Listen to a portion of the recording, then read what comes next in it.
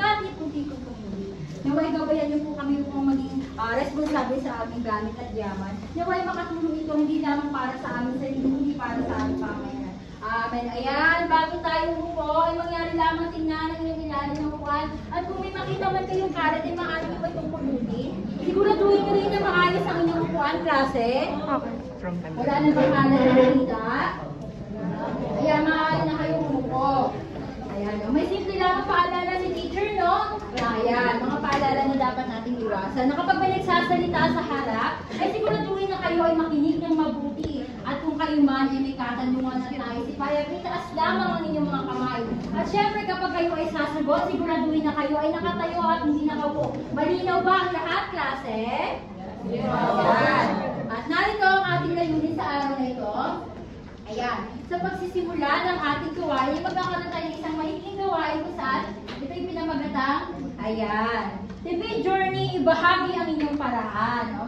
Kung saan kayo ay ipapangkat ko sa dalawang grupo. Narito ang unang pangkat at narito naman ang pangalawang pangkat. No? Kung saan ako ay magbibigay sa inyo nitong mga ito. Nakikita nyo na meron dalawang pahayag na kailangan nyo lamang buuin at sagutin sa loob lamang ng isang minuto. Naintindihan ba, klase? Maaari na ba puminog kayo, klase, para mag-usap-usap na kayo magkakagrupo?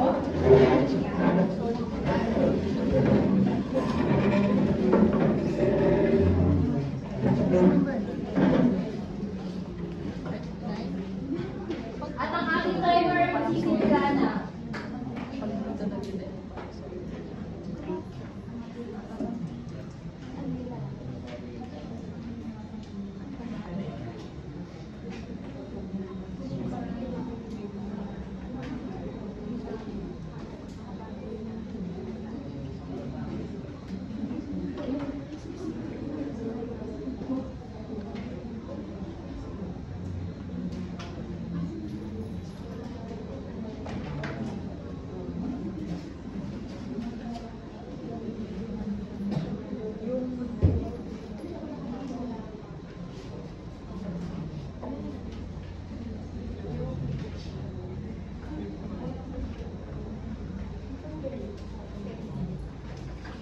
Ayan, meron na lamang kayong 17 seconds para sagutan ang inyong gawain, klase.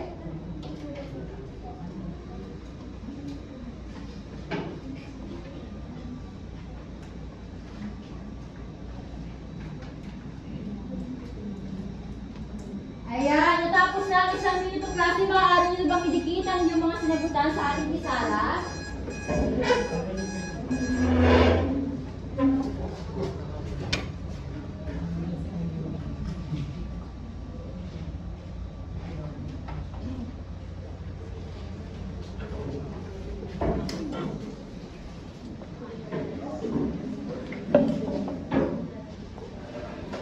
Ayan, ngayon klase, ay tingnan ng maigi ang inyong mga dinikit, no? Ayan, ano ang napansin ninyo sa inyong sagot? May pagkakasunod ba o pagkakaiba ang mga ito?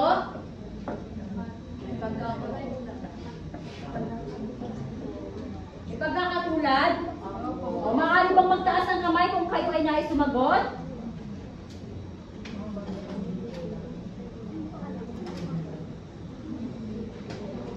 Yes, Andrea.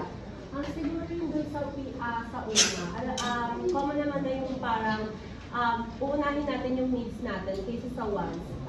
Maganda rin siyang way para makapag-depend and also makapag-import. Ayan, para kay Andrea na may sinuuna ang needs kaysa sa wants, no? Ngayon naman na may iba pa bang kayong kasagutan na isagutin? Yes, Marvelyn, baka may naiisip ka. Ayan. May pagkakatulad ba o pagkakaiba ang mga sinagot ng bawat grupo? Yes po, lalo na po din sa mga pangunan. Since yung nilagay po is yung mga bagay na hindi importante, hindi sa kabila ng grupo. Oo, tama. No? Kung hindi mapapansin, pareho, mga bagay na hindi importante ang nilagay ng bawat grupo sa unang pahayag. Samantalang sa pangalawang pahayag naman ay hindi sila magkaiba dahil dun sa kabila ay nakalagay din ang mga kailangan. Samantalang dito ay ang pag-iipon mismo, no? Ayan. Nakikita niyo ba, klase? Ngayon, mula sa mga sinulat ninyo ay ano ang natutunan ng grupo tungkol sa iba't ibang paraan ng pagtitipid. Yes, Ana?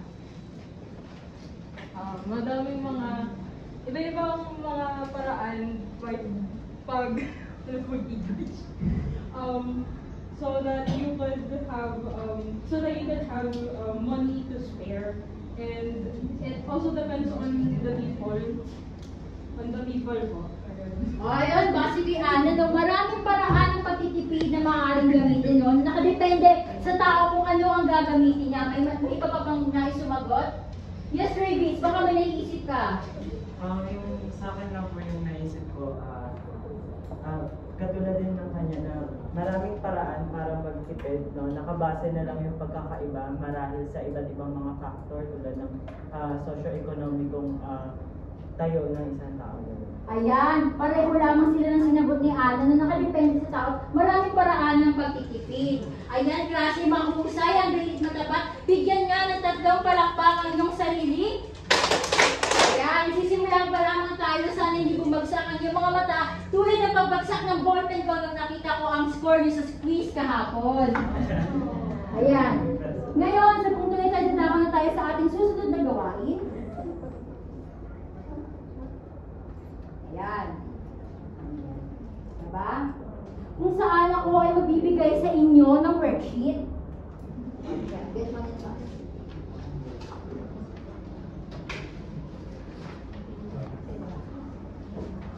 Meron na bang papel ang lahat, klase? Ayan. Mangyari bang sabay-sabay bigkasin ang ating panuto? Sabi ng mga mata sa iba-iba. At isulat ang inyong mga sagot sa espasyo na nakalaan sa bawat tanong. Ayan, naintindihan ba ang gagawing klase? Opo! Ayan, isasagutan niyo lamang sa loob ng 3 minuto.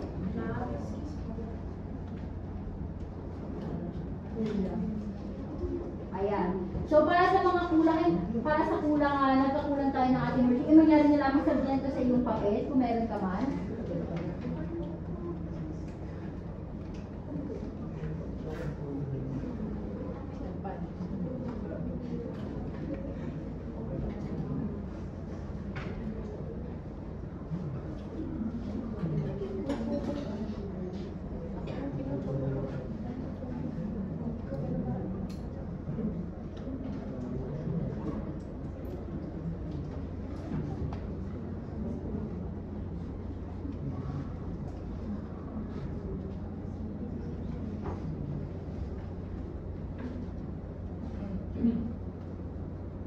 Ayan.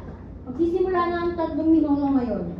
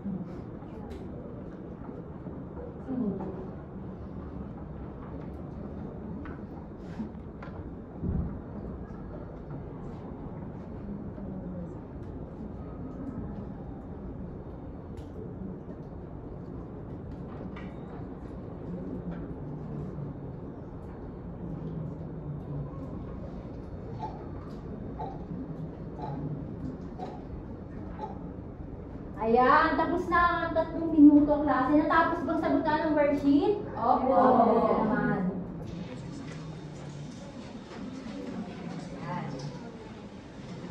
Ayan. Ngayon, matapos yung sagutan ng iyong worksheet ay, ano ang natuklasan nyo tungkol sa iyong mga paraan ng pag-iimpok? Ano ang natuklasan nyo tungkol sa iyong mga gawi sa pag-iimpok? Yes, Andrea. Ang siguro yung natuklasan ko sa pag-iimpok ng pera is yung pagiging wise sa paggamit ng pera. In terms, pagiging wise paggamit ng pera. Ayun, base kay Andrea, ano natuklasan niya sa kanyang sarili paraan ng pag-iimpok? Ay ang pagiging wise. May maaari pa ba magbahagi ng kanilang sagot? Yes, Julia. Yung sa disiplina po kung paano ko gagamitin yung mga perang nahawakan ko at kung paano po makakapag-iwan. Ayun o, ano tuklasan niya ay ang pagiging disiplinado sa kung paano maghawak at gamitin ang kanyang perang naipok. Disiplinado. Ayan. Ngayon matapos yung malaman ng inyong mga gawi sa pag-iipok, ay ano naman ang naramdaman nyo sa pagtukoy ng inyong mga gawi sa pag-iipok? May maaari ba magbahagi? Yes, Harvey. Habang ginagawa ko yung activity, parang nahirapan akong i-weigh kung ano ba yung mga dapat na ginagawa ko pag nandito. Kasi usually, hindi naman kasi minsan nasusunod yung mga ways na ini-instill natin sa sarili natin. Kasi may mga oras na parang gusto natin ng ganito, gusto natin ng ganyan. Pero hindi naman natin siya kailangan. So parang nawawala yung essence ng pag-iipon. Kaya ayun, nung ginagawa ko siya, parang nahirapan akong parang number 1 or number 2 yung mga dapat na gawin. Kasi nga, hindi siya minsan nasusunod yung kung ano yung mga binibigyan natin sa sarili natin na values, kung paano mag-ipon ng pera. Ayan, mahusay yung base kay Harvey, siya ay nahirapan, no? Dahil hindi nga naman lahat ay nasusunod kung ano ang meron sa sarili. Lalo na kapag hindi nag-aalay ng ating mga personal values sa mismong gawin na meron tayo. May maaari pa magbahagi. Yes, Erica? Natuklasan ko po sa aking sarili na sa pag-iimpok kailangan mo din is maging masinop ka, lalo na sa mga bagay na sa paligid. Ayan ang tama, no? Hindi lang dapat, no, wais ka, dapat maging masinop ka rin sa pag-iimpok. Dahil ito ay mas makakatulong sa iyo upang mas maging epektibo ang iyong pag-iimpok. Ngayon na namin na ang iyong mga gawin at ang iyong mga nararamdaman. Bakit sa tingin nyo ay kailangan ang pag-iimpok sa inyong pamayanan, no? May maaari ba magsagot? Yes, siya. Ayun, base sa sagot ko dito, bakit siya kailangan sa community natin? Simply because sa pag-iimpok natin, pwede tayong makatulong sa ibang tao, kagaya ng halimbawa may mga sakuna na nangyari sa financial issues, pwede natin, financial problems, pwede natin silang matulungan kahit sa konting halaga lang. Ayan na, base naman kay siya, no? Mahalaga dahil ito ay makakatulong para sa inyong mga pamayanan, lalo na kapag may mga financial problems o iba pa. May maaari pa Yes, Erica? Sa akin naman po is yung mga bariyang naiipon ko ay maaari po itong maibigay sa mga daycare center, lalo na yung mga feeding program. Ayun po, kahit sa konting halaga, pag pinagsama-sama sa tulong ng bawat isa, ito ay magkakaroon ng mas malaking impact, no? Mas malaking project. Ayun, batay naman kay Erica, no? Mahalaga dahil yung makakatulong sa mga proyektong pangkomunidad tulad ng feeding program at maaari mo bang ulit na yung nasabi? At mga proyekto po sa daycare. Ayun, feeding program at para sa mga proyekto sa daycare center, no? Ayan. May maaari pa magbahagi ng kanilang sagot? Wala na ba? Yes, Ana. Baka may naiisip ka. Bakit sa tingin mo ay mahalaga ang pag-iimpok sa iyong pamayanan? Mahalaga ito kasi isa rin itong way para parang mag-grow ka as a person, as a citizen sa iyong bansa. Tsaka sa iyong sarili, like in terms of autonomy. Para you have the sense of responsibility, especially kapag bata pa lang ay ginagawa mo na ito. Parang hindi na, nagiging less na siya as responsibility and more of a habit na. Ayan, no? Batay naman kay Ana na mahalaga para sa ating growth at para magkaroon ng responsibility, no? Tama nga naman na dapat ability Now, tama nga naman na dapat bata pa lang ay hinuhubog na natin ang ating sarili para maging responsable tayong mamamayan, lalo na kapag tayo ay nasa tamang gulang na, no? Ngayon naman, ano sa tingin niyo? Katangian ang mahalaga? Anong katangian ang mahalaga upang makapag-ambag sa inyong pamayanan sa pamamagitan ng inyong naimbok? May maaari ba makapagsagot? Kasi, yan. Anong katangian ang mahalaga upang makapag-ambag sa iyong pamayanan sa pamamagitan ng iyong naimbok? Yes, Mika. Baka may naiisip ka. Anong katangian ang mahalaga? Naiisip ko po, nasabi na po kanina, na kailangan po natin maging masinong sa ating mga sa ating pag-iipon. At syempre, kailangan din po natin ng disiplina sa pagdasa ng ating. Ayun, para naman kay Mika, mahalaga ay ang katangian ay pagiging masinop at disiplinado, no? May maaari po ba magbigay ng kanilang sagot? Klase? Ulitin mo ang tanong, anong katangian ang mahalaga upang makapag-ambag sa inyong pamayanan sa pamamagitan ng inyong naipo? Julia, baka may naiisip ka. Siguro po yung nagsisimula po siya na handa yung isang tao or parang feeling siya na may ambag siya sa Ayun, para naman kay Julia, no? Ang isang katangian na mahalaga upang makapag-ambag sa kanyang pamayanan, pagiging handa. Oh, may maaari po ba makapagsagot, klase? Harvey, baka may iisip ka. Nasabi na kasi kanina yung pagiging disiplinado. Kasi nga, kapag wala tayong disiplina, hindi tayo masyadong disiplinado sa ginagawa natin or doon din sa paggastos ng pera natin. Mawawala kasi yung essence ng pag-iipon natin. Kasi kapag hindi tayo disiplinado, hindi tayo makaipon ng pera. Kumbaga, mauubos ang pera natin kung wala tayong disiplina. Oo, para ulit kay Harvey, no? Same yun sa mga sinabi ng kanyang mga klase, pagiging disiplinado.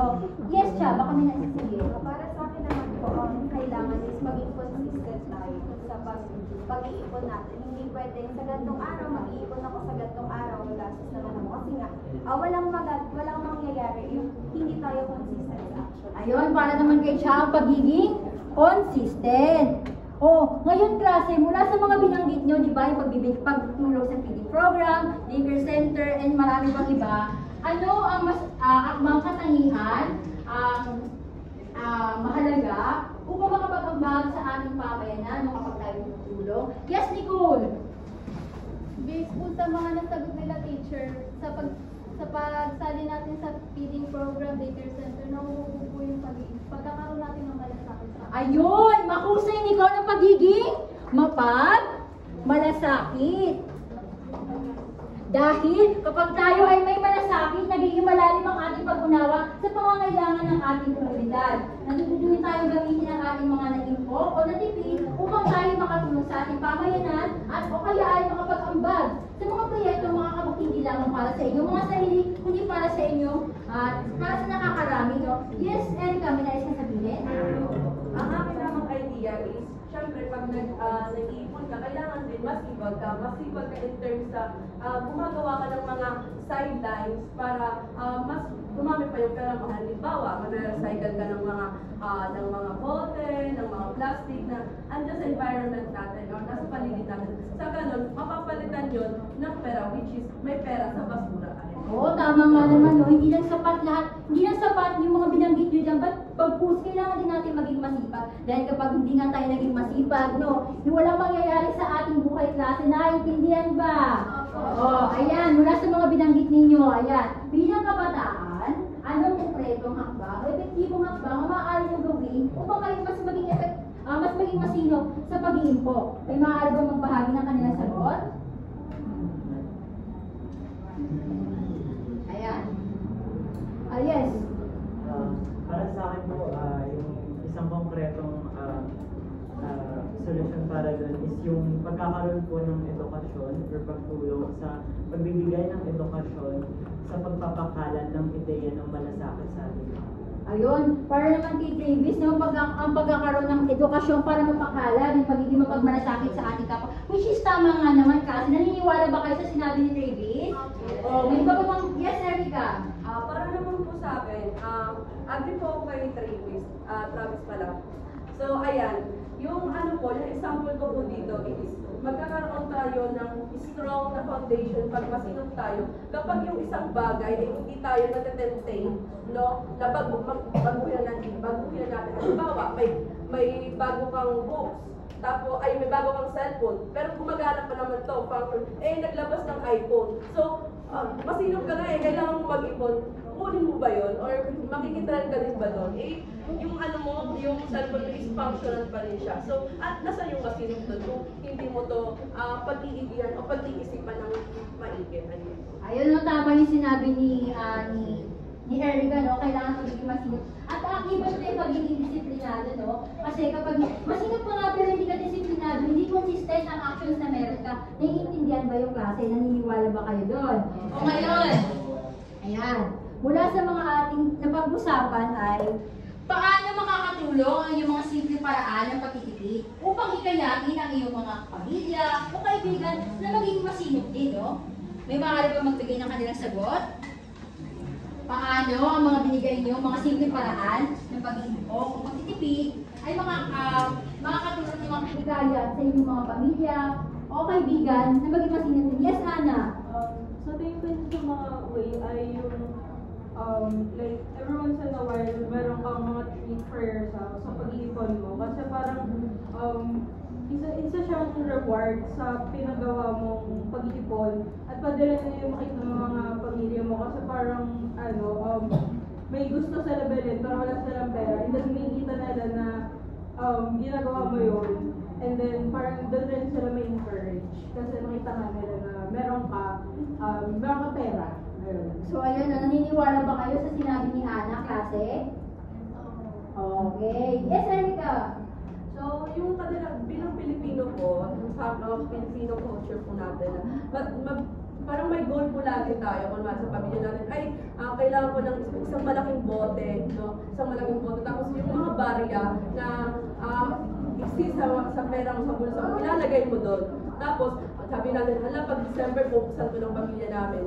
At doon, nakikita natin na, sira na pala yung ang bituan namin. Buksan na natin itong yung ating inipon. Dahil doon, is may magagamit na tayong pera para doon. So doon, nakikita natin na yung Filipino culture at napaposter po na strength po natin yung relationship natin sa pamilya natin. Nagkakaroon tayo ng communication. Ayun po. Ayan, mahusay din ang sagot ni Erica, no? May maaari ko ba magbahagi ng kanilang sagot? Yes, Marveline. Ano po sa akin, parang dapat maging modelo ka pa sa kanila. Like, kung makikita po nilang disiplinado ka sa pag-iipon ng pera, mas may encourage po sila maging disiplinado din po sa pag-iipon. Ayun, no? Mahusay din ang sagot ni Marveline na dapat tayo ay maging isang modelo din, no? Para mahikayat ang ating pamilya o ang ating mga kaibigan na gawin din kung ano ang ginagawa natin. Hindi lang naman ito makakatulong sa kanilang sarili, bagkus makakatulong din ito para sa kanilang mga kaibigan din, at sa kanilang pamilya din. At ngayon naman ay upang mapalalim ang ating napag-usapan ngayon, ay tayo naman ay dadako na ngayon sa ating talakayan.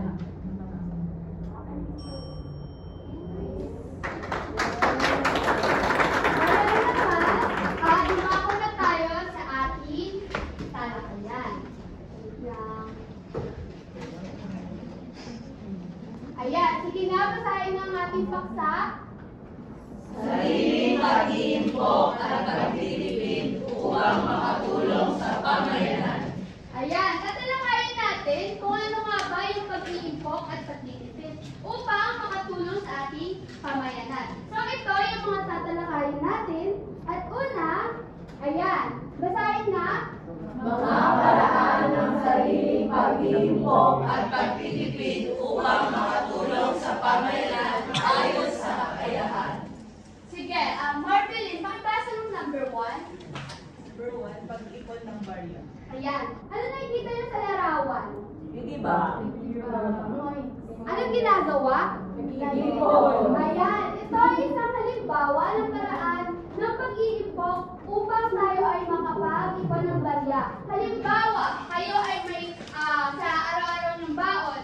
Siyempre, mahalaga na kahit barya or piso or 5 piso ay may ulog nyo sa inyong alkansya. Sino yung may mga alkansya dito? Tingin? Isa lang? Sige. Isa lang? Sige. Pangalawa, sige nga pakibasa, Travis. Ayan. Ang pagbibenta ng lumang bagay ay mahalaga rin dahil hindi agad-agad dapat tinatapon yung mga lumang bagay dahil marami pa rin makikinabang dito at lalo na rin makakatulong tayo sa ating pamayanan or kapwa dahil sila ay maaaring makatipid kung kinakailangan nila yung bagay na ito. Okay.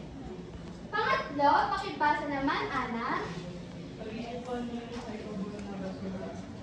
Ayan. Kung makikita nyo sa larawan, ayan, di ba? Ang mga reusable na materyales tulad ng plastic ay maaaring magamit at yung mga basura na yan ay maaaring pagkitaan dahil maaari natin itong ibenta sa mga junk shop, di ba? Sino din yung nakaranas na magbenta na ng mga papel or plastic bottle sa junk shop?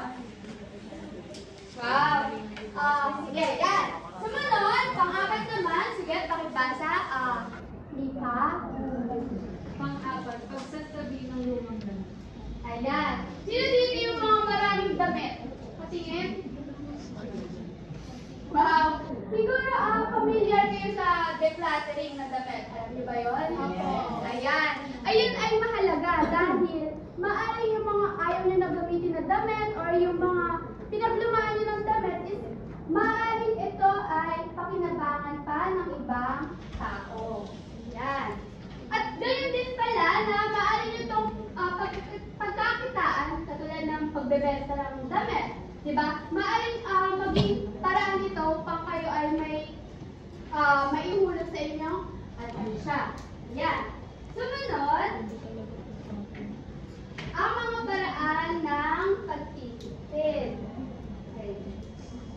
Sige. Ano nakikita niyo dito sa larawan?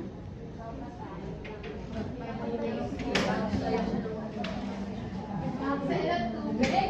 Sige nga, pakibasa yung number 1, Andrea. Pagbawas sa pagkonsumo ng tubig at kuryente. Ayan. Siyempre, sa pagtitipid na pagkonsumo ng tubig at kuryente, mahalaga yon dahil hindi lang ang magulang natin ang matutulungan natin mula sa mga bayarin, sa ating tahanan, maaari din na makatulong tayo sa ating kalikasan. Okay. Sumunod, pakibasa nga, Harvey. Ikalawa, pagtitipid ng ba? Ayan. Sino din yung nagbabago ng pagkain sa paaralan? Ayan. Ayan. Katulad ni Harvey, ni Nicole, ni Cha. Ito ay mga isang magandang paraan upang ikaw ay makatipid. Dahil maaaring yung baon ng pera is mahulog mo na lang sa iyong alkansya. Yan. Sumunod, number 3. Sige, Erica, pakibasa. Paggamit ng reusable na gagamitin. Ayan. Katulad mo kanina sa pag-iimpok ng mga reusable na materyales, maaaring itong mga katulad niya, lata, di ba? Ayan, maaari siyang gamitin sa paggawa natin ng proyekto. Maaari sa mga ginagawa nyo, di ba? Or mga, para rin makatipid kayo dahil, sabi dito, sumunod naman ay, sige, number 4, Julia. Pag-aayos ng silang bagay. Ayan, pag-ayos sila ng bagay. Sino dito yung mga mahilig bumili ng mga damit kahit maayos yung damit nila? Hindi. Grabe sa Harvey. Ang magandang gawin kapag kinakailangan yung damit o ng mga, kunyari may mga programa kayo pupuntahan, maaaring yung mga pinaglumangan ng damit ay mas pagandahin nyo na lang upang makatipid kayo at mabawasan ang inyong mga gastusin. Naintindihan ba? Yes. Okay. At sa panghuling paraan naman, magtitipid. Sige, sino pa hindi pa natatawag? Nicole, sige, ikaw. Number 5, pagtitipid sa pagsakay. Ayan, pagtitipid sa pagsakay. Sino kaya dito yung malapit lang naman yung bahay pero sumasakay pa ng sakyan? Or jeep, or tricycle? Wala? Sige. Kung maaaring dumating kayo sa sitwasyon na ang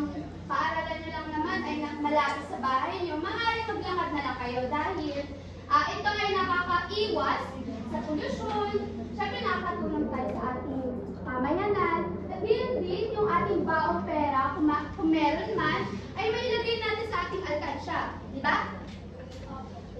Okay. Sumunod naman, dapat tayo sa kung ano yung kahalagahan nitong mga pag-iimpok at pagtitipid na ating ginagawa at gagawin. Ayan. Unang-una, sige, Harvey. Now, pakibasa ng ang ulan. Paghahan ka sa kinabukasan. Ayan. Sige, anong idea mo para dito? Sa paghahan ka ng kinabukasan, siguro kailangan natin yung concept ng pag-ipon kasi nga hindi naman sa lahat ng oras meron tayong pera na mailalabas kapag para sa kinabukasan natin. So, kailangan natin na mag-ipon para sa kinabukasan natin. Tama. Tulad ng kanina sa titukoy, kinakailangan natin makapag-ipon o makapag-ipon upang meron tayong magamit at may maihanda para sa mga pangyayari at hindi natin inaasahan. So, sumunod naman, yung pagtulong sa ating kapwa. Siyempre, ito ay nakakatulong yung ating pagtitipid at pag-iimpong para halimbawa sa mga proyekto, yung ating natipid, ating naimpong, ay maaari natin ihandog sa ating kapwa. Okay? Pangatlo, pakibasa nga, Marvelyn. Pag-uumbuti ng kalikasan. Okay. Sige, anong ideya na meron ka tungkol dito? Sa akin po ay dito pag-recycle din po sa mga bagay, sa mga nakikita natin sa kalikasan. Tama. Nakakatulong tayo sa kalikasan. Yan. Nakakatulong tayo sa kalikasan dahil nababawasan natin yung kalat sa paligid. Siyempre, kung ano man yung hangin na nilalahap ng kapwa natin, yun ay mahalaga na dapat ay malinis. Okay? Sumunod. Sige. Andrea, okay basa? Pagbuo ng disiplina. Sige, anong ideya kaya ang papasok sa iyo? Andito yung sa disiplina, parang siya yung pinaka-top nitong magulit na to. And I think papasok dito yung kung paano natin gamitin yung tama. Kung paano natin gamitin sa tama yung mga pera and of course yung mga kung paano tayo magtipid sa loob at labas ng bahay. Tama. Sinabi ni Andrea na kailangan na maging disiplinado tayo para alam natin kung paano yung mga tamang gawain. Okay, sige. Dorena? Teacher, sabi nila habang bata pa kami, matutulong mag-invest. Ano po ba yung investment? Investment, tinutukoy dito halimbawa yung alkansya nyo, yung iniipon nyo doon. Yun yung isa sa halimbawa ng investment. Kunyari, yung nandoon is maaaring magamit siya sa mga pangyayari hindi natin inaasahan tulad ng, ano kaya yun? Tulad ng, ano yung mga pangyayari hindi natin inaasahan? Kasakit? Aksidente. Ano pa? Kalamidad. Yan. Tama. Yun ay mga halimbawa na sa kuna na mga natin matuklasan sa ating buhay. Yan. Okay, sige. Joka? Teacher, kung po ba may savings ka ba kahit maliit po sweldo ninyo? Paano mo kayo nagbabago?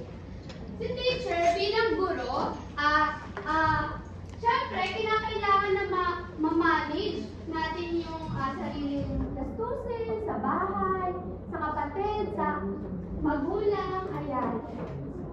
Syempre, kinakailangan na Teacher, magkano na po ipon nyo?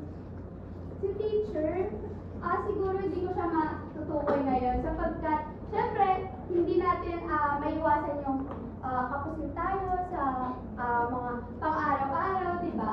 Syempre, ayun nga, may mga hindi tayo inaasahan na pangyayari. Diba? Sige, dapat naman tayo sa ating tama paraan na pagiging mapagmalasakit sa ating Teacher, pwede po magtanong? Sige. Bilang grade 8 student po kasi ako, ano pong klaseng investment aside po sa pag-ipon yung pwede namin gawin? Pag-ipon ng Kaya like investment po, kasi di ba kunwari po kayo, baka may may investment po kayo bilang add-on na paano po kaming grade 8? Ano po yung pwede pong investment sa amin aside po sa pag-ipon? Kasi ako po may alkansya po. So, yun lang po ba yung investment po na pwede po namin gawin bilang grade 8? Bilang isang mag-aaral, syempre, ang isa sa mga investment na kinakailangan ng harapin o tawag dito, maging responsibilidad is yung pag-aaral ninyo. Kasi isa yun sa mga pinakamahalaga bigay sa inyo ng inyong magulang. Kaya kinakailangan na kayo ay mag-aral ng mabuti. Dahil kayo kapag ay nakapag-aral ng mabuti, magkakaroon kayo ng sapat na kaalaman at ayun, magkakaroon kayo ng sa kinabukasan ninyo ay hindi kayo tiyatawag sa inyo ng inyong magulang na para hindi kayo maging kawawa pagdating ng kinabukasan. Okay? Sige. Sige. So number 1, sige nga, Julia, pakibasa. Pag-donate ng parte ng ipon. Sige. Sino dito yung nakaranas na magbigay ng donasyon sa tulad ng, eto, tulad nito, yung, sana yun? Yung feeding program, eto, ayan, feeding program na sinabi ni Erica kanina. Sino yung mga, isang halimbawa lamang yan kung sino yung nakaranas na makapagbigay ng donasyon, kahit anong, yan, sige. Harvey, sige. Sa'yo. Ako po teacher nung po kasi, kasama po ako sa choir. Tapos yung choir po kasi namin, nag-donate po kami ng foods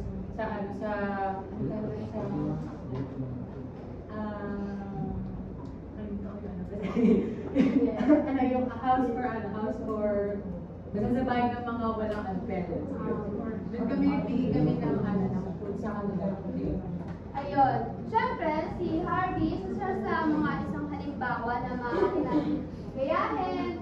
Siyempre, hindi lang naman sa mga ganong sitwasyon, kundi sa sa tingin nyo pwede nyo maaaring may tulong sa inyo. Kapwa. Ayan, tulad dito, sa pinapakita ng larawan, ayan, isa siyang feeding program. Ayan ay maaari kayong magbigay ng parte ng inyong ipon upang makatulong sa kanila. Okay? Sumunod. Sumunod naman, sige nga, pakibasa. Sino gusto magbasa? Sige, Miss Erica. Magbigay ng mga materials. Ayan.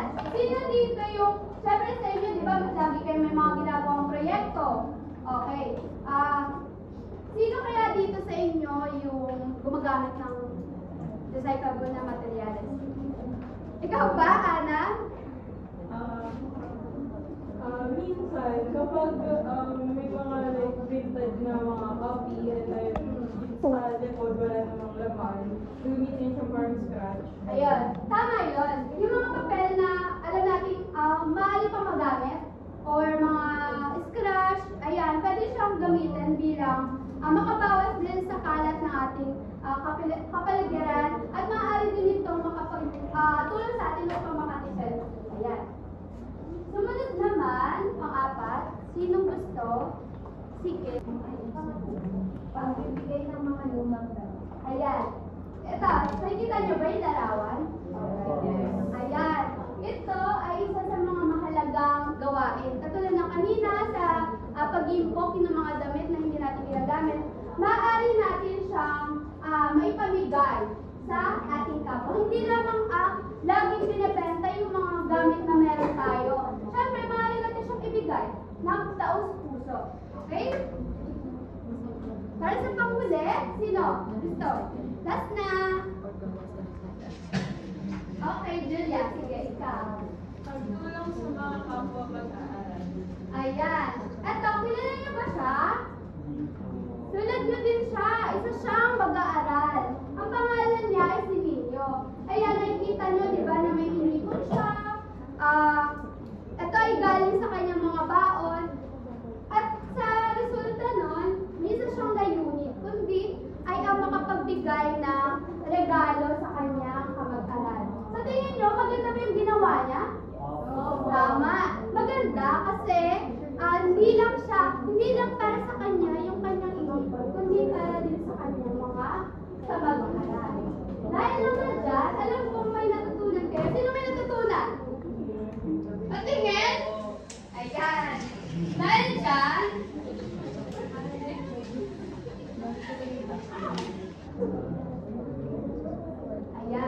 Bibigyan ko kayo ng maliit na papel. Dito, ang gagawin nyo ay isulat nyo lamang ang mga paraan ninyo kung paraan upang makatulong sa inyong kapwa or sa inyong kamayanan sa pamamagitan ng inyong naimpok at naitipid. Bibigyan ko kayo ng isang minuto.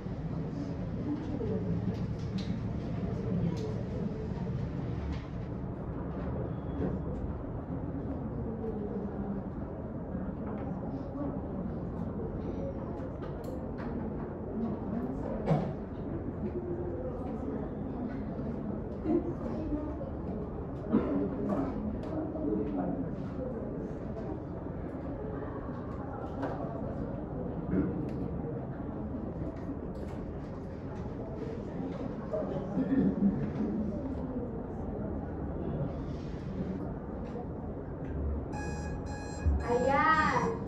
Tapos na ba kayo? Okay. Ayan. Sino ang gusto magbahagi ng kanilang sinulat? Sige, ikaw, Erica. So, ano nga ba ang aking plano at mga paraan upang makatulong sa pamayanan? So, ang nilagay ko po dito na nakikita ko po kasi sa bahay ngayon na medyo oras na po yung bilang ng ating mga damit.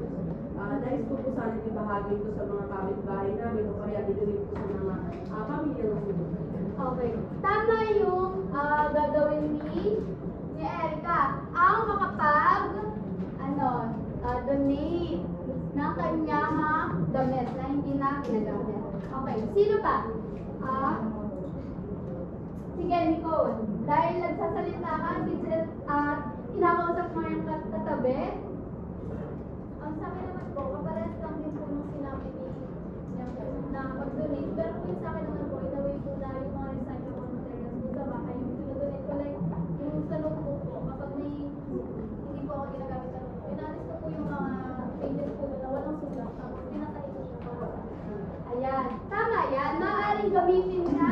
Ayan. Kung kayo din, kung may mga sobra kayong notebook or yung mga pages sa notebook nyo, maaaring nyo yung gamitin upang pagsama-samahin at may pamigay sa iba. Sige. Isa pa. Okay. Travis. Sa akin naman po, pag-donate rin, pero hindi ng material ng bagay, kundi ng pagpapalawin ng pag-aaral sa pag-matitira ng mga tao sa kapwa. Okay. Yan. Isa sa mga halimbawa na binigay ni Travis ay yung pagbibigay ng kamalayan at kaalaman sa ating kapwa or pwede rin sa ating pamilya. Diba? Okay. Last na lang. Sino pa? Wala na? Okay, sige. Harvey, ikaw na lang. Yung pag-iipon ng mga PET bottles, tapos yung mga papel na hindi na talaga, hindi na siya ma-recycle. Yun, pag nakaipon tayo ng mga bottles, tapos ng papel, pwede natin yung mabenta. Tapos yung mabebenta natin, pwede natin gamitin yung para sa ating sarili or sa pamilya din. Ayan. Maganda rin yung pamamaraan ni Harvey na yung mga iipok niyang galing sa binenta niya ay magagamit niya sa sarili niya or sa kanyang pamilya. Ngayon naman, syempre, bibigyan ko kayo ng pagsusulit. Ayan. Pakipasa na lang. Teacher, wait lang. Narena? Sino po yung kilala ng celebrity na nag-encourage po sa amin na mag-info? Mag-info? Siguro, isang halimbawa ay si Vice Ganda. Hindi man niya sinasabi na direkta makapag-ipon tayo. Bagkus, maging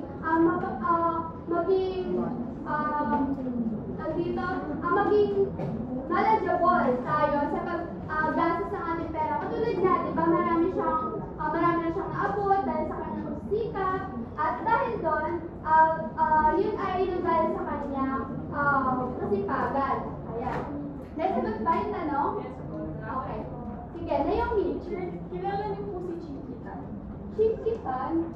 Hindi ko siya kilala.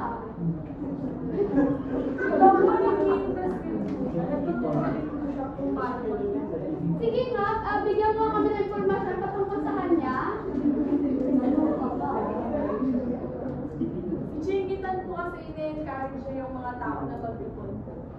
Ayan, sabi ni Naomi, si Chinkitan daw ay isa sa mga halimbawa ng nakakapag, sa atin na mag-ipon dahil, ayun, nakakapagbigay siya ng inspiration. Sige, bibigyan ko na lamang kayo ng 30 segundo para dyan.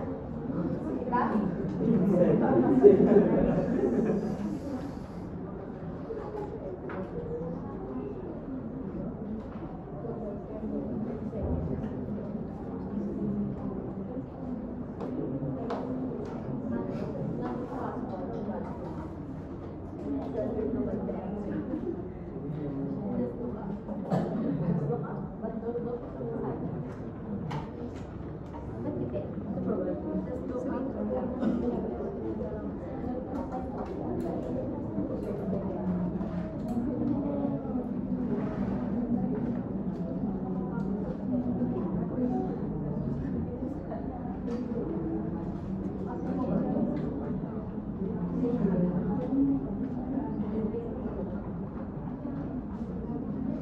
Okay, tapos na ba? Sige, pakipasa na sa inyong kanan. Sige.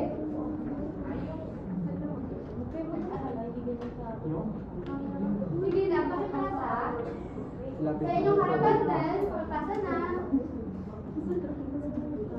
Ayan.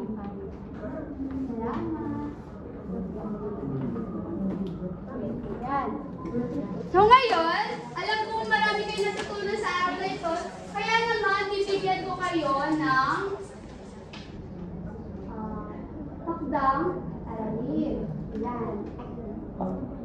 Ayan. Ang gagawin niyo sa inyong takdang aralin ay gagawa kayo ng video kasama inyong mga pamilya. Sa pamamagitan na maaari kayong gumamit ng mga apps na makakapaggawa ng video. Dito, papakita niyo yung proseso ng pakikilahok niyo sa pag-impok at pagtitipid na maaaring yung magsilbing donasyon sa inyong kapwa. Tulad neto. Wait lang.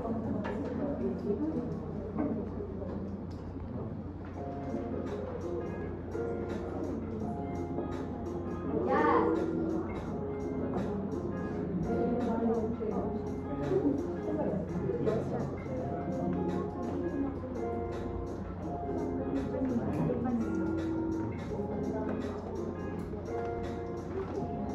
Sino po yung nasa video?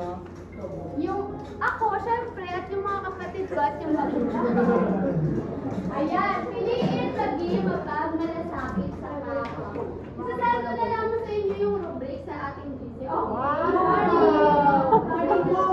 Laki po kami yun. Ayan, yun naman bago matapos ang ating klase. Mayroon lamang akong iiwan sa inyong maikling tula na ako mismo ang sumulat. At ito yung pinamagatang maliit na hakbang, malaking tagumpay. Ayan. Ayan, maliit na hakbang, malaking tagumpay. No? Tandaan klase na huwag ipagsawalang bahala ang sinukli. Tagumpay ito yung ating mamimili, no? Ang bawat sentimong ating naipon, tayo nagiging matatag sa bawat desisyon. Ayan. Kahit nag-umpisa tayo sa maliit na halaga, tandaan, na ang pag-ipok natin sa kinabukasan may pag-asa. Ang pag-ipok ng sama-sama, sabay-sabay tayong uunlad, maangat sa tulong ng bawat isa. Naintindihan ba klase? Naway may natutunan kayo sa ating klase ngayon dahil nakita ko